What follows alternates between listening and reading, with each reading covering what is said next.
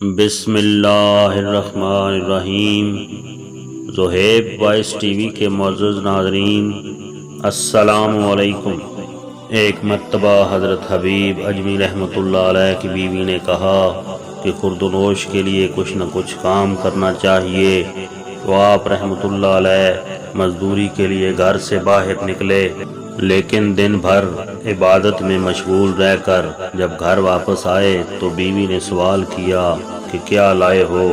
تو فرمایا، جس کی مزدوری کی ہے وہ بہت کریم ہے، اور اس کے کرم کی وجہ سے مجھے اس سے اجرت طلب کرنے کی جرت نہ ہو سکی۔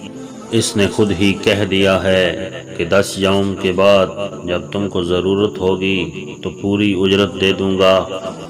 پھر جب 10 دن کے بعد آپ رحمۃ اللہ علیہ کو خیال آیا کہ آج گھر پر جا کر کیا جواب دوں گا، تو ایک طرف اپنے تصور میں غرق چلے جا رہے تھے اور دوسری طرف اللہ نے ایک بوری آٹا، ایک ذبح شدہ بکری، گھی، شہد اور 300 درم ایک غیبی شخص کے ذریعہ سے آپ رحمۃ اللہ علیہ کے گھر میں پہنچا دیے، اور ساتھ ہی یہ پیغام بھی دیا کہ حبیب سے کہہ دینا کہ اپنے کام میں ترقی کریں، جس کے صلہ میں ہم اس سے بھی زیادہ مزدوری دیں گے۔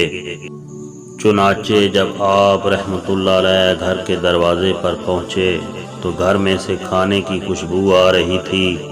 اندر جا کر بیوی سے صورتحال دریافت کی تو اس نے پورا واقعہ اور پیغام سنا دیا۔ یہ سن کر آپ رحمۃ اللہ علیہ کو خیال آیا کہ اگر زیادہ دلجمی سے عبادت کروں گا تو نہ جانے کیا کیا انعام و اکرام حاصل ہوں گے۔ چنانچہ اسی دن سے آپ رحمۃ اللہ علیہ دنیا کو چھوڑ کر عبادت میں غرق ہو گئے، یہاں تک کہ مستجاب الدعوات کہلائے۔